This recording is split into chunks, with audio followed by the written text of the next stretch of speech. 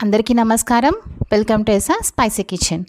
ఈరోజు మన ఛానల్లో రవ్వ కేక్ ఎలా ప్రిపేర్ చేయాలో చూపించబోతున్నానండి. ఇది చాలా స్పంజీగా, ఫ్లఫీగా, చాలా టేస్టీగా ఉంటుంది. కేక్ బ్యాటర్ని ప్రిపేర్ చేసుకోవడానికి ముందుగా ఒక బౌల్ తీసుకొని అందులోకి 1.5 కప్పు వరకు బొంబాయి రవ్వ, అలాగే 1/2 కప్పు వరకు మైదాను యాడ్ చేసుకొని ఒకసారి అంతా మిక్స్ చేసి పక్కన పెట్టేసేయండి. ఇప్పుడు ఒక మిక్సీ జార్ తీసుకొని అందులోకి 1/2 కప్పు వరకు చక్కెర, అలాగే 1/2 కప్పు వరకు ఆయిల్, 1/2 కప్పు వరకు పెరుగును యాడ్ చేసి, అలాగే 3 నుంచి 4 యాలక్కాయలను యాడ్ చేయండి. లేదంటే యాలక్కల పొడి అయినా వేసుకోవచ్చు. మిక్సీ పట్టేసుకొని పక్కన పెట్టేసేయండి. ఇప్పుడు మనం ముందుగా కలిపి పెట్టుకున్న ఈ డ్రై ఇంగ్రీడియంట్స్ ఉన్నాయి కదా, వాటిలోకి ముందుగా మనం మెత్తగా పేస్ట్ చేసి పెట్టుకున్న ఈ పెరుగు, ఆయిల్, చక్కెర అవన్నీ ఉన్నాయి కదండి, అవి మొత్తం ఇలాగా గడ్డలు లేకుండా బాగా మిక్స్ చేసేసేయండి. అవసరమైతే కొంచెం కొంచెం పాలను యాడ్ చేసుకుంటూ పోరింగ్ కన్సిస్టెన్సీ వచ్చేంత వరకు బ్యాటర్ని బాగా స్మూత్గా మిక్స్ చేసేసుకోండి. ఇలాగా బ్యాటర్ బాగా స్మూత్గా అయిపోయిన తర్వాత కొంచెం 1/2 కప్పు పాలను పోసేసి ఒక 10 నుంచి 15 నిమిషాల వరకు మూత పెట్టేసి పక్కన పెట్టేసేయండి. ఇలా చేయడం వల్ల రవ్వ బాగా నానుతుందండి.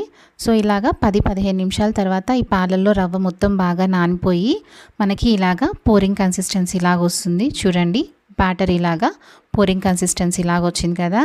ఇప్పుడు ఇందులోకి 1/4 స్పూన్ వరకు బేకింగ్ సోడా, అలాగే 1 స్పూన్ వరకు బేకింగ్ పౌడర్ని యాడ్ చేసుకొని ఒకసారి అంతా బ్యాటర్ని బాగా మిక్స్ చేసేసేయండి. మిక్స్ చేసేసుకొని పక్కన పెట్టేసేయండి. ఇప్పుడు ఒక గిన్నె తీసుకొని దానికి కొంచెం ఆయిల్, అలాగే కొంచెం మైదా పొడిని అప్లై చేసి గిన్నె మొత్తం స్ప్రెడ్ చేసేసేయండి.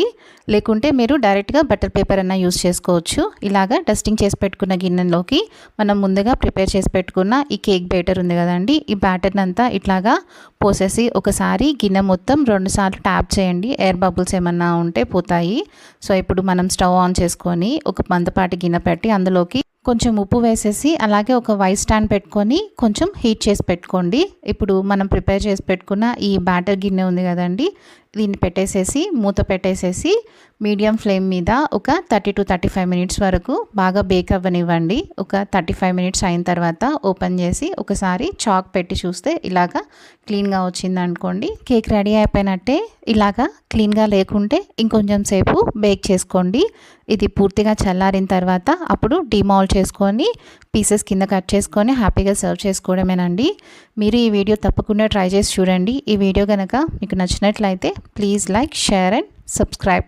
Thanks for watching.